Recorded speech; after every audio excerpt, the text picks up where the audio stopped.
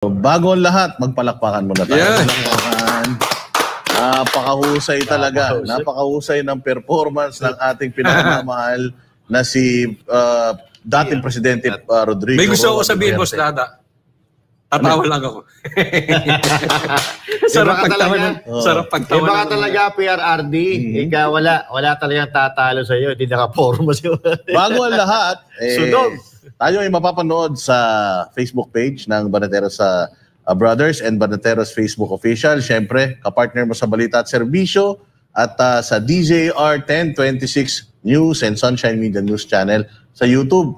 Tayo din po ay available sa mga cable channels. At siyempre, shout out natin yung mga taga-Waxis. Sigurado ko nang saya-saya ng mga taga-Waxis ngayon dahil talaga namang nakabawi tayo. Nakabawi tayo mula sa mga magagaling nating mga senador. Pero katulad ng sinasabi natin, napakahusay ni PRRD. Grabe, ang haba nung ano na yon. Ang haba noong hearing ba tawag doon? Hearing. Storytelling ni PRRD. Ang daming na-expose dito, mga bossing. Na-expose lahat ng mga senador na sabik na papuntahin si PRRD sa Senado para sana gisahin, pero ang nangyari, kabaliktaran. Sila ang nagisa sa sarili nilang mga mantika at palagay ko nagsisisi na sila na ipinatawag nila rito si PRRD. Kasi first time talaga ito na si PRRD humarap siya dito noong mayor pa siya. Pero ngayon lang humarap si PRRD na kumbaga kompletong-kompleto na siya dahil naranasan niya na maging mayor, congressman, tapos naging presidente na siya. So, kumbaga yung kanyang kaalaman patungkol sa Pilipinas at sa problema ng bayan, napakalalim. Yeah. Nasigurado ako, hindi alam ng mga nandito sa Senado at mukhang mas marami silang baliktad Imbis na marami tayong matutunan sa mga senador, mas marami ata silang natutunan kay PRD. Coach Oli. Risa, last mo na yan but seriously, palagay ko last na to nila Risa. Kasi hindi maganda naging resulta Nagmukha silang kung gagamitin ko yung mga terms ni PRRD, nagmukha silang buang dyan. No? Pero kasi hindi na nila pwede itong ulit-ulitin. Kasi nung si PRRD ang nakaupo, wala silang nagawa.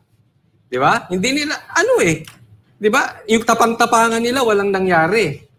Isipin mo, magpapahiring ka sa iba. Ano iisipin ng taong bayan? Kinakayan-kayanan nyo lang Nung si PRRD nga, wala kayong nagawa. Di ba? So stop na Stop na. Tapos na. Tigil-tigilan nyo na yung kakahiring nyo. Ayun, So, kanina, sabi ko nga sa Facebook page post ko, hindi nila kaya si PRRD. Paglalaruan lang sila ni PRRD. At ganun nga nangyari talaga. Akala kasi nito, lalo na si Risa Hontiveros, gaganon-ganon lang si PRRD. Puro paloko-loko. Pero si PRRD wala yung pakialam Walang pakialam sa mangyayari sa kanya. So long as yung ginagawa niya ay para sa bayan. Sabi nga ni PRRD, okay lang sa akin na mamuhay ako sa impyerno. So long as yung aking mga kababayan ay namamumuhay sa langit. Diba? Ganon si PRRD.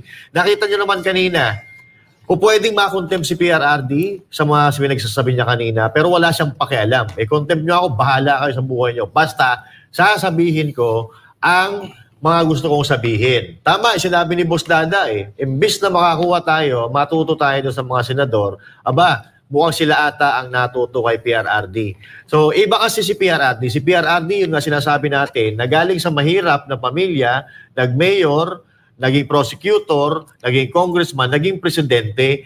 Yun ang pinangahawakan, yun ang power ni PRRD. Pinagdaanan niya lahat, kaya hindi mo si PRRD po pwedeng sinusinuhin dahil mula sa baba hanggang sa taas, naranasan niya. Ikaw, Risa Hontiveros, ano na ba napatunayan mo sa PhilHealth? Sa Pilipinas pala. Grabe. Jay Guevara, bago tayo mag-play ng isang video, comment ka muna dito. Ayun, mga senators dyan at kay Risa Hontiveros, dapat mag-thank you kayo kay PRRD. Dahil ang haba ng Kasi gustong-gusto nila lagi sila na-expose sa camera. Gustong-gusto nila, lagi silang napag-uusapan. So ngayon, pinagbigyan kayo ni PRRD, kayo naman ngayon yung sumuko. No, hindi nyo ngayon kayo yung naumay dahil baka siguro baka kinapos na sa script na rin eh. Oo, yung script kasi nila ba? medyo- 2 oras lang, Jay. Alas 4 lang. 2 oras Pang lang yung 2 script oras nila. lang kaso gusto ni PRRD na pang matagalan. So Motolite. dapat magpasalamat kayo kay PRRD dahil yung kagustuhan nyo na mangyari palagi, pinagbigyan kayo. Yeah. At ito nga, i-play natin yung sound bites na ito. Nakakatuwa ito. Yes, Mr. Chair, with the indulgence of the SP Pro Tempore.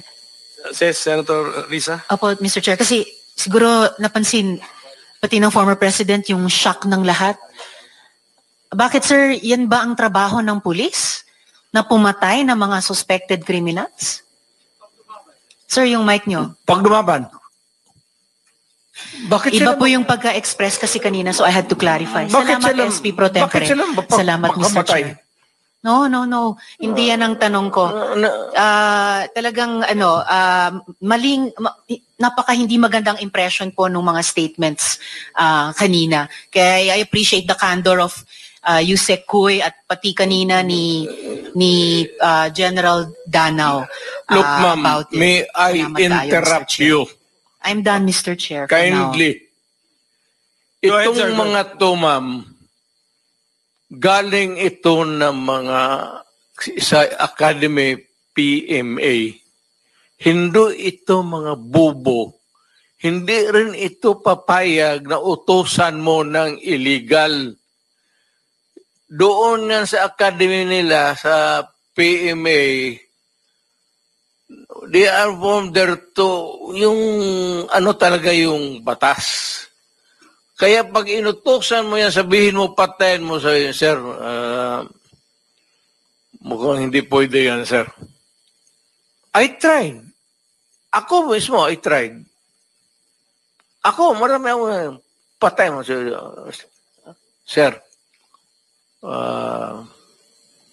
Kulong mo na lang natin, sir. Total. Sabi ko siya, siguraduhin mo lang na hindi ma-release. Kasi gagawa ng kalukuhan yan uli and they will mag-hold up na naman yan. Yan ang lalo na yung mga kaso na magnakaw tapos mag-rape tapos magpatay o Mr. Chair. Can we let the President complete his sentence? What were you trying to say, sir? That Yes, pagka mag-rape, magpatay, magnakaw, magpatay, and then what do we do with them? Ganun na lang ang sadness ko sa trabaho ko. Thank you. Kaya hindi ko lang sinabi ko yan kasi hindi ko lang sila mautusan ng gano'n na gaya na sinabi ko na nag-rape ng bata yung pinatay, patayin mo. Hindi ko mautusan itong mga to. Sabi ko, karamihan sila PMA, hindi maniwala yan ganon. Sabi man, sir, mahirap yan. Kulungin na lang natin, sir. Walang dumaan yan sila sa... There was never a time na sinabi ko, patayin ninyo yan. Minsan yung harap-harapan sa crime scene, nakita ko yung bata, 3 years old, rape, patay, tapos nandoon yung tiyuhin. Kung sinabi ko, patayin mo, out of outrage. In the moment of outrage yung, sir, kulungin na lang natin yan, sir.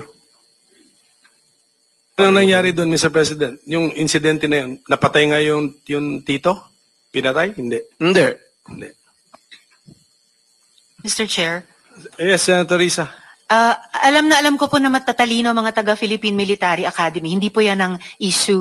Ang kinaklarify ko po ay kanina sinabi nyo na in-encourage nyo ang PNP na i-encourage yung suspect na lumaban. Yes. Para mapatay, para Yes. masabing nanlaban. Correct. Correct. Para Ito to sa very ma-minimize. incorrect. Correct, yes. Very incorrect po, if I may say, as a It's not, civilian, sa professional police. It Salamat depends tayo, on, Mr. Chair. ano na natin yan, ma'am. That's your view, that. It's not my view only, Mr. Chair. Thank you for putting it on record. Pagka-mayor, pagka-prosecutor. Ako, alam ko, dumaan ako, prosecutor, mayor, presidente, alam ko ang trabaho ko. Yes, Yan salamat ang totoo tayo, Mr. dyan. Chair. Hindi ka nagdala ng syudad eh. You never Totoo had po, the Mr. chance Chair. to solve the problem of the community. Thank you, Mr. President. Thank you for Senator, putting it on Hindi record, tayo Mr. Chair. magkaintindihan dyan. Senator Estrada has the floor. Thank you, Mr. Chair. At Alam kung niyo, pabalikin ako, sir, gagawain ko uli yan. Dublado. Your Honor. silence please. Osaa, silence the gallery and those who will do that again, exclude them from the hearing hall. Gallery, please do not encourage me. Okay, Mr. Stay President. Okay, Mr. President, it's Ayun, nako, Diyos ko, yan yung isa talagang pinaka-highlight nitong inquiry or hearing na ito. Ito problema rin kasi dito sa ating mga senador, lalong-lalo na kay Risa Hontiveros. Kasi pinipilit nyo lang kasing kunin yung mga pwede nyong gamitin against kay PRRD. Ang nakakalimutan nyo, katulad ni Inday Sara, si PRRD, nothing to lose. Manalo sila o hindi sa politika, nagawa na nila yung mga dapat nilang gawin. Yung mga kaya nilang gawin during sa mga panahon nila. Akala nyo kasi lahat ng mga tao sa Pilipinas o ng tao sa gobyerno gusto lang ma-re-elect. Isa ito sa hinighlight ni PRD. Nung ako naging mayor, hindi ako nagtrabaho para ma-re-elect. Nag-mayor ako, nagtrabaho ako. Kung i-re-elect ako, good. Kung hindi, good. Naririnig ko rin yan kay Mayor Basti Duterte. Nung nakausap natin si Mayor Basti Duterte, yan din ang sinabi niya sa atin. Na wala naman akong pake. Basta, importante lang, nandito ako sa gobyerno kay konsehal, kay mayor, kay vice mayor. Basta ang importante, nagiging part ako ng LGU, ng lokal na gobyerno para makatulong sa Davao City. Ano kasi, ang problema kasi, pinapalabas na ito ng mga propagandista na ito, na itong mga pulis natin, bobo na walang utak, na pag inutusan mo, gagawin na lang basta yung inuutos. Nakalimutan nila na si PRRD at lalo na yung mga pulis na nag-academy, nag-training yan. Ang sinusundan na yan, yung konstitusyon natin. At wala sa konstitusyon natin ang nagsasabi na pag inutusan ka ng presidente, kahit na labag sa batas, dapat mong sundin. Walang ganun So, pero kailangan ni PRRD bilang ama ng syudad at bilang ama ng bayan na ipakita na seryoso talaga siya sa kanyang kampanya sa laban sa droga at peace and order. Kaya si PRRD, they are taking him literally and seriously yung mga sinasabi niya. Pero sabi nga ni Bato de la Rosa na ganyan siya magsalita kasi master siya ng cywar Kailangan mong takutin yung mga kriminal kasi kung hindi mo gagawin yon, hindi sila talaga matatakot sa iyo at ipagpapatuloy lang nila yung mga ginagawa nila. Marami pa tayong sasabihin pero bigyan natin ng chance si Coach Oli. Alam mo, yung ginawa ni PRRD, at tapatin ko po kayo, napakahirap maging oposisyon ngayon. Kasi ididemanda ka, nakikita naman natin sa ating mga kaibigan na talagang ginigipit at dinidemanda, lahat na, no, pinapatawag. Pero alam nyo, nakaka-proud po para sa amin, mga oposisyon, at marami pang mga manunood natin sa ginawa ngayon ni PRRD. Talagang, ito yung sinasabi natin na leadership. Yung leader, gagawa. Yung mga tao, sumusunod. Hindi katulad nung iba, tingnan nyo si PRRD, hindi nagtago sa saya ng mga vloggers niya. Hindi nagtago sa anak niya. Pumarap siya mismo. Hindi katulad nung iba, tatahimik, ang hahayaang magsalita, yung kanilang media network, yung kanilang social media, yung kanilang mga vloggers. And I'm sure, the whole DDS crowd ngayon, lahat ng mga oposisyon tuwang-tuwa at dahil ang aming leader ay hindi weak. Siya po ay nasa katinuan at matalas ang pag-uutak. Ang ganda nung sinabi niya kanina kay Risa. Parang gusto niya lang sabihin, wala kang alam. Hindi ka nag-mayor. Wala kang alam. Alam nyo, kaya ang taong bayan nakikinig kay PRRD dahil meron siyang bragging rights. Meron siyang Davao na napakadumi at nilinis niya. Yun ang pagkakaiba ng ibang mga politiko natin na puro daldal. Ititigil ang droga pero sila mismo adik. Ititigil ang baha pero sangkatutak ang baha. Si PRRD may resulta. Alam natin kung gaano hirap linisin ang Davao. Pero ito alam sa mga nagpupunta sa Davao.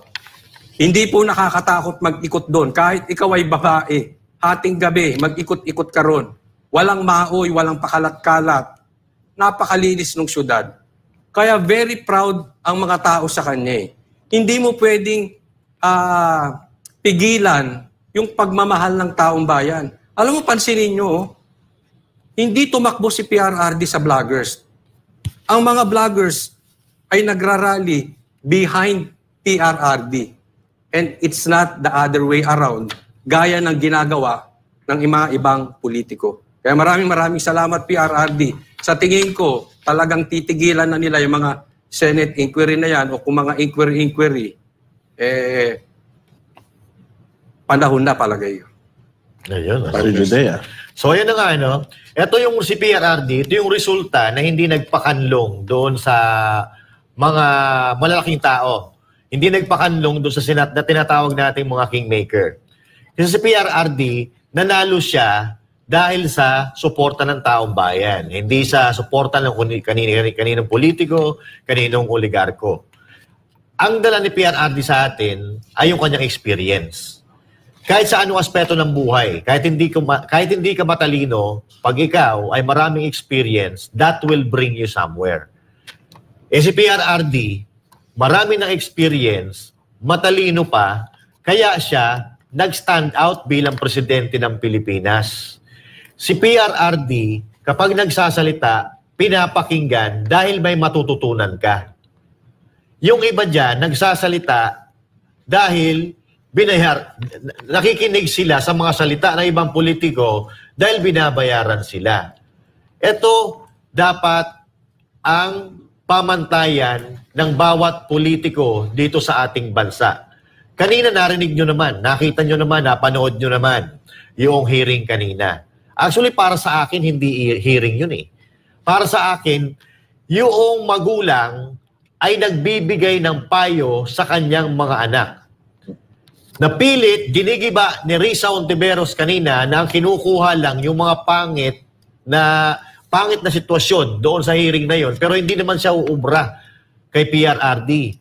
Parang si Risa Hontiveros versus PRRD, parang teacher tsaka estudyante. Si PRRD ang teacher, uubra ba si Risa Hontiveros doon? Alam mo naman, itong sila Risa Hontiveros, mahilig to magpabebe. Mahilig to magbait-baitan na akala mo sila lang ang mabubuting tao sa Pilipinas na hanggang ngayon wala pa naman napapatunayan na may mga putik din na ibinabato sa kanila. Na hanggang ngayon hindi pa nila sinasagot. Pero kanina, ayaw na ayaw talaga niya na maririnig si PRRD dahil alam naman natin from the very beginning ay kontra itong mga ito kay PRRD. Kahit anong gawin ni PRRD, mabuti, masama, wala namang pakialam yan. Hindi naman susuporta yan. Dahil numero 1 na mga kritiko yan ni PRRD. Pero gusto kong puriin ng dating presidente ng Pilipinas dahil hindi sa lahat ng oras kaya nilang lamunin ang mga tinatawag nilang resource person. Sila ang nilamon ni PRRD kanina. Yaan ang isang tao, isang politiko na hindi nabayaran ng kahit na sino. Hindi humingi ng backup sa kaninong oligarko o kung kaninong sikat na mga politiko, kundi siya ay nanalo dahil sa kanyang kakayahan, sa kanyang experience at sa resibo na lagi nating isinasabi. Jay? Yun nga, no, bali, dugtungan ko lang yung mga sinabi ni Coach, nila Master at ni Boss Dan. Alam nyo, maraming maraming nanggigigil na dyan kay Risa at sa iba pang mga senators. So hindi naman lahat, no. Dahil una-una yung ginawa nila kay Pastor, 'di ba? Walang sumupalpal sa kanila noon, walang kumukontra sa mga sinasabi nila kahit mali-mali na, wala na sa hulog. Pero nung tinapatan na sila ni PRRD, ayan na. Talagang ang dami hong natuwa na nagsasabing, ano kayo ngayon? Ano kayo ngayon na dati kung yung ginagawa nyo katulad niyan kay Pastor, yung ginawa nyo kay Pastor ngayon hindi nyo kayang gawin, hindi nyo nagawa kay PRRD. At talagang nadurog kayo, no? O ngayon na bawing-bawi na. Tsaka yung sinabi ni PRRD na yung parang wala siyang sa maging pinuno ng wala siyang experience. Kasi bali-balita naman na tatakbo nga to sa 2028 election Ito yung magiging pambato ng mga dilawan Boboto nyo ba yan? Kaya ito yung talagang patunay na bakit pa natin iboboto yan Diyan pa lang halatado na nawala siyang kakayanan na pamunuan ang isang bansa. Yung sabi nga niya, Jay Guevara bakit nagmumura? Bahay natin to. Bahay mo na nga, hindi ka pa pinapalakpakan Bahay mo na, yung bisita, si PRD, siya pa yung pinapalakpakan ng mga nasa Senado kanina. Pero maduktukan ko yung sinabi ni Master Judea tungkol kay Pastor Apollo Kibuloy. Diyan sa Senado, sa hearing ng Senado, usually, contempt, may mga nagaganap dyan na babuyan. Correct. Bastusan. Kasi nga, merong may ganong kapangyarihan ng mga senador Dalawang tao pa lang ang gumawa niyan sa Senado. Yung unang-unang matalinong tao na nagpunta diyan, itago natin siya sa pangarang Apollo Kibuloy. Yan. Kasi tinry din siyang babuyin neto ni Risa Ontiveros, pero anong sabi ni Pastor Apollo Kibuloy? Kung may problema kayo, marami kayong mga kwento, marami naman kayong mga ebidensya, magharap-harap tayo sa korte, mag-file kayo ng kaso sa korte. Ganon din ang sinabi ni PRRD rito. Kaya dito mo talaga malalaman na si Pastor Apollo Kibuloy at saka si PRRD, halos parehas talaga sila ng direksyon Iisa talaga likaw ng bituka at takbo ng isip nila. Diyan lalo na expose ito si Madam Leila de Lima. Dahil etong si Senator Jinggoy Estrada, pro tempore, siya ginisa niya ng matindi. Etong si De Lima. Alam naman natin na si De Lima at saka yan si Risa Ontiveros yung talagang gigil na gigil. Gigil na gigil kay Pastor, gigil na gigil kay PRRD. Isa mga bituka ng mga yan Oo, parehas din silang isang bituka. Ngayon, gigil na gigil sila dito kay Duterte. In-expose sila ni Jinggoy. Kaya maraming salamat at napakahusay ng mga line of questioning ni Jinggoy. Alam naman natin na si Jinggoy talaga may personal na galit diyan. Kay kay Leila de Lima. Dahil nung panahon niya yung feeling ni Leila de Lima na ginamit ng gobyerno yung kanilang kapangyarihan para ipakulong siya. Ganun din halos ang sinasabi ni Senator Bong Revilla at saka ni Jinggoy Estrada na ginamit yung kanyang opisina o para mapolitika sila, makulong sila. So kanina ang ganda ng tanong ni Jinggoy. Considering na dati kang CHR at dati kang DOJ secretary na nasa iyo lahat ng arsenal, nasa iyo ang NBI, nasa iyo ang mga prosecutor, nasa iyo pa ang tenga ng presidente, bakit sa tagal mong iniimbestigahan yung DDS na yan, napilit nyong kinokonek sa mga Duterte, bakit hindi kayo nakapag-file ng kaso? Yan ang problema kapag meron kang script na sinusundan. Pag wala sa script, yung mga tanong sa'yo, mauutal ka. Ganon na nakita natin kay Leila de Lima kanina. Correct. Na talagang nautal. Alam mo, may napansin ako kanina kay De Lima, kapag medyo nasa stressful situation pala siya, nawawala siya sa hulog.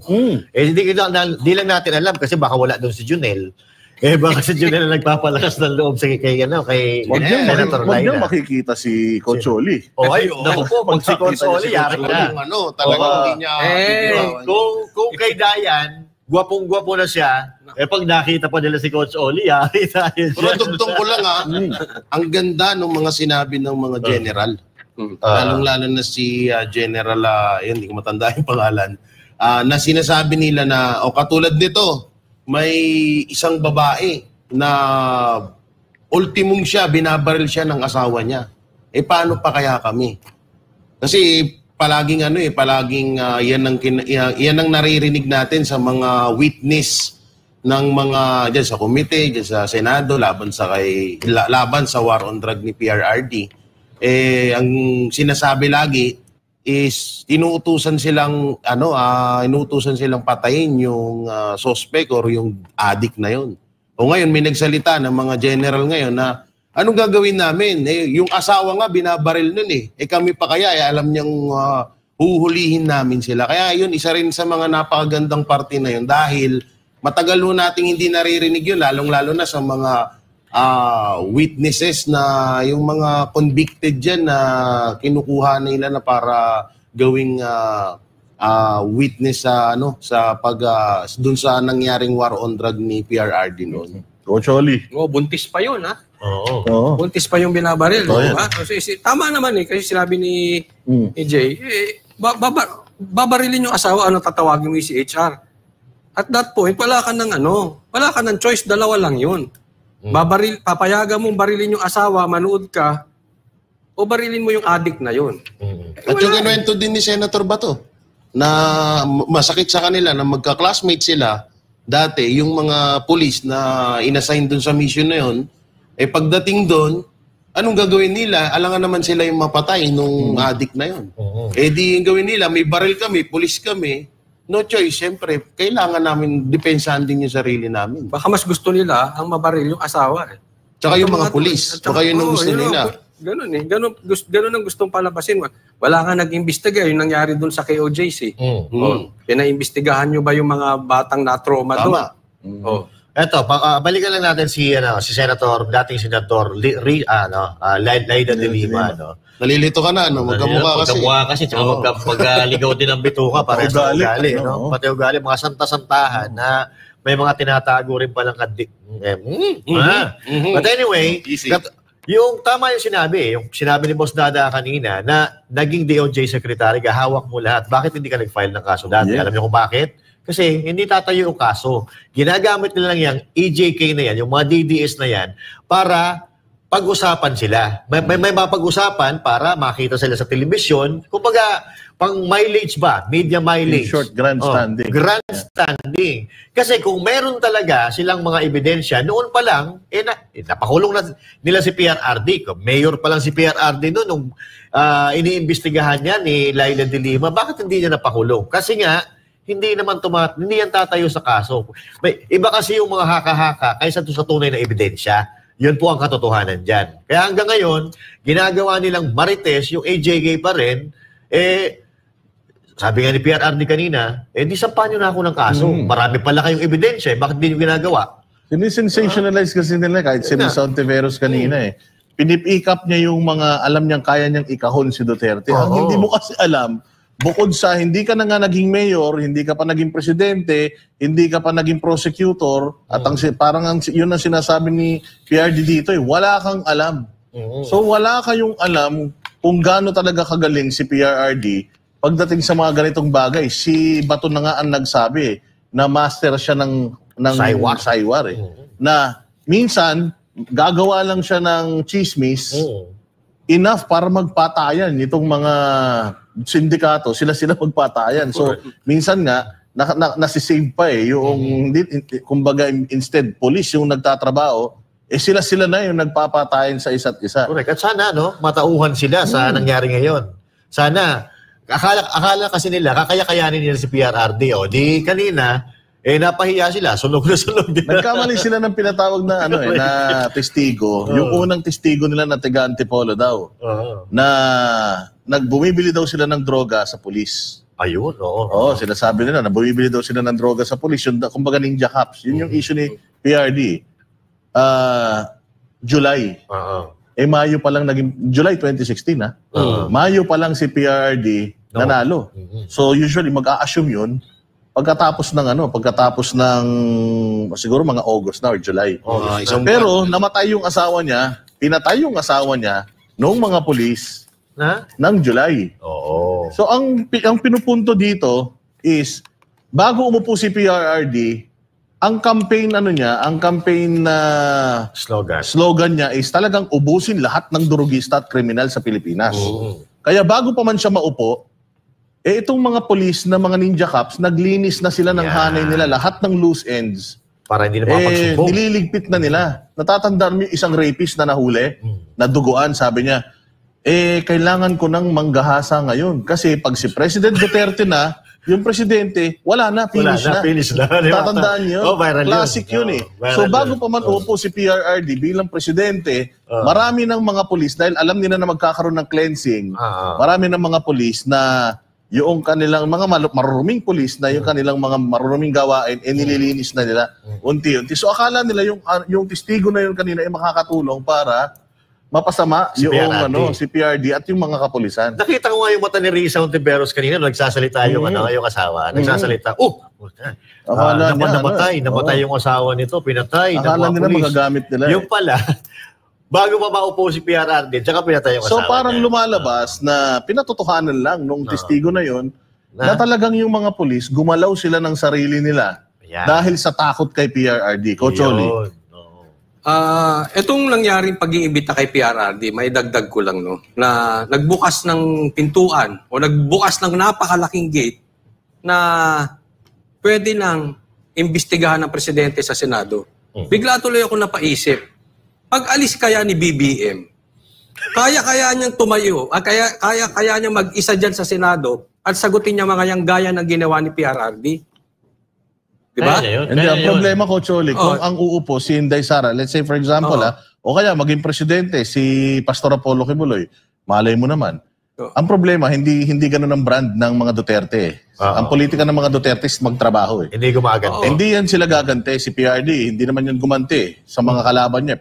Yung mga Nograles nga nila, binigyan niya pa ng posisyon sa gobyerno. So, pero hindi naman sa paghihigante. Napaisip lang ako. Kaya ni BBM yung ginawa ni PRD. Kasi sabi ko nga, yung galing? Yung ganung hindi. The fact na pupunta siya sa Senado, haharap siya mag-isa, hindi siya tatago sa... bawal nga daw i-ambush interview yan, Coach Oli. Nagbukas ng pinto yung ginawa nila eh. Diba?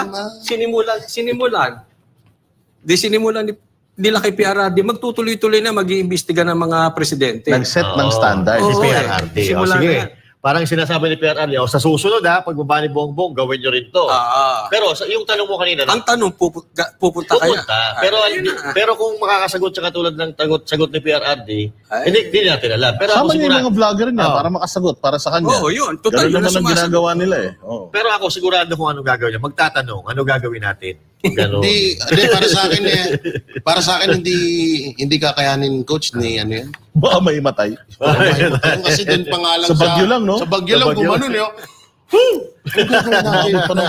Parang singawan dito sa yung niya, yung At alam natin ang Duterte, they mean business eh. Alam mo tingnan mo kung gaano ang imahe at galaw ng Duterte. Magkaduktong, hindi puro salita eh. Ngayon magiging mayor si PRRD. Vice mayor si Baste. Meron pa kayang loko-loko magdodroga sa Davao? Ay, hindi. Pati wakal na yun. Yun ang ibig sabihin. Leadership will. Leader. Hindi magsasalita yung bossing yung presidente mo o yung mayor mo o yung governor nyo dyan ng ganon, pero walang sumusunod. Ibig sabihin, inutil. Yan. Pero kung ako anak ni PRRD, proud ako ngayon. Well, actually, yung kaibigan natin, si Mayor Baste, balita ko, proud ka daw. Talagang, siyempre, sabi nga tayo nila, ka proud na proud. Tayo nga proud na proud eh. Tayo nga, supporter lang tayo eh. Tsaka ito, mas lalong nabuhayan ng mga supporters. Beaming with pride. Mas lalong nabuhayan. Parang bumalik daw sila nung panahon ni PRRD. Parang nakalimutan nila bigla na si Marcos pala yung presidente. Parang naano nila na si PRRD pa rin daw. Oo, kasi nagpalakpakan kanina eh. Oo. Sabi ba, kung ako, magiging presidente ulit, o ulitin ko, doble pa, palakpakan. Ibang klase. Ibang klase Tsaka talaga. isa pa,